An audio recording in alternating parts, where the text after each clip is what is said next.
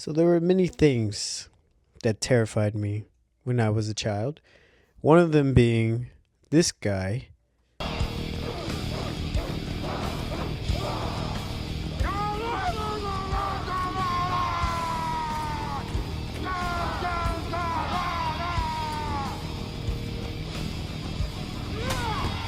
He was my boogeyman. And today, the movie we're going to be talking about is Don't Look Under the Bed, which is actually a Disney horror movie, which is insane to think about because it deals with very adult tone and themes, which when I was reading about this movie, I heard that a lot of parents were actually upset about this movie because, like I said, it was generally terrifying for kids. Now, I watched it; it was okay. It's not really that scary, but yeah, we'll break down everything that went down with it and why I think it's a pretty okay movie. It's not terrible. I like it. It's fun. So, you know, enjoy the ride as we pick apart this movie, what it means, what happens. Well, I can't tell you what it means because I'm not really the smartest person in the world. But, get comfortable.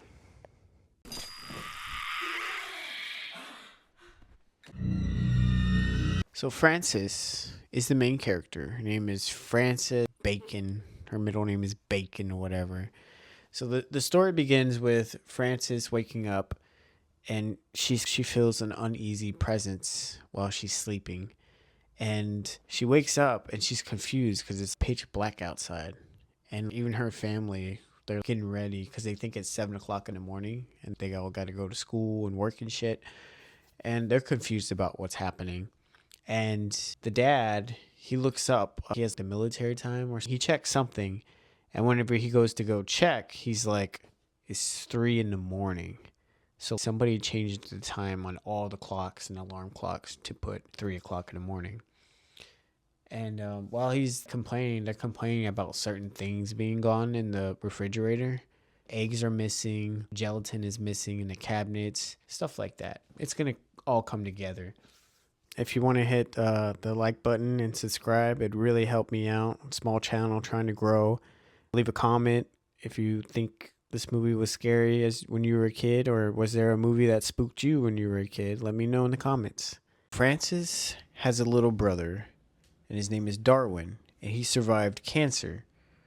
He had leukemia, and he went into remission, and so that forced the siblings to grow up really fast. Throughout the movie, they're referencing that a lot about how much mature Frances is because she skipped middle school and now she's in high school.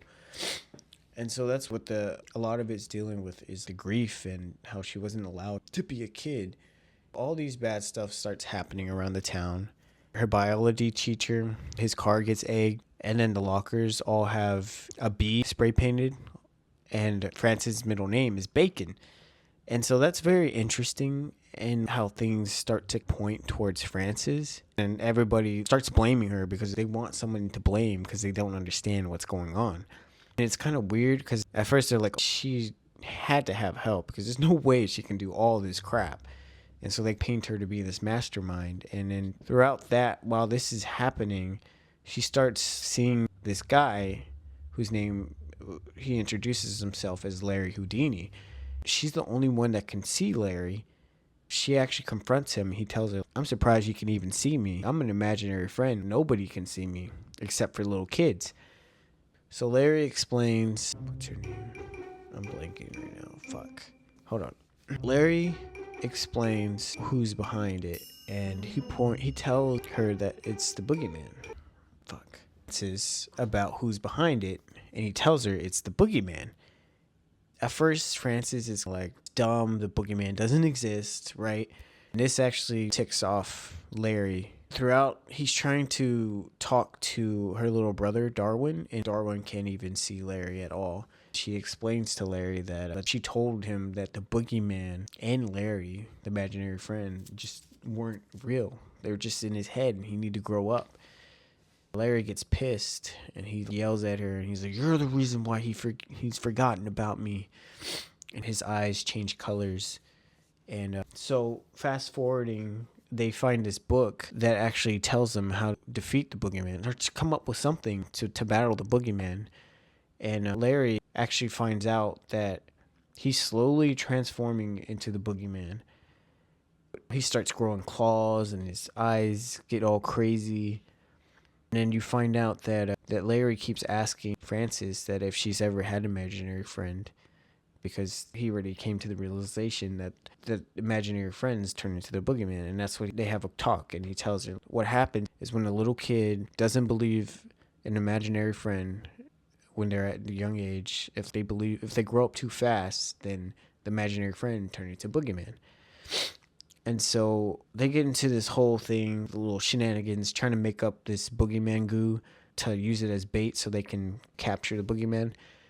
And the plan goes wrong, and Darwin, her little brother, ends up getting kidnapped. And so they have this giant battle, right? And Larry momentarily turns into a boogeyman, but then Frances is able to turn him back.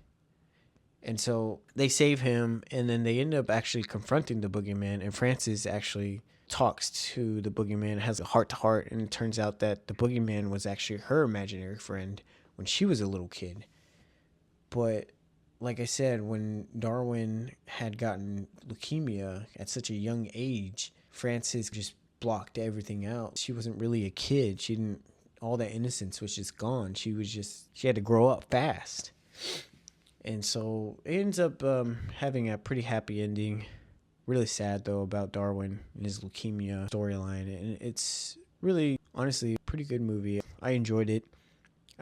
I think there were some moments I would be like, oh, crap. For a kid, it would be probably terrifying because the special effects are pretty damn good. They did prosthetics and stuff, and that's always better than CGI and stuff. So pretty cool. If you enjoyed this video, I broke down another Disney movie that I think is actually a horror that you might want to check out. Maybe if you want to. Yeah.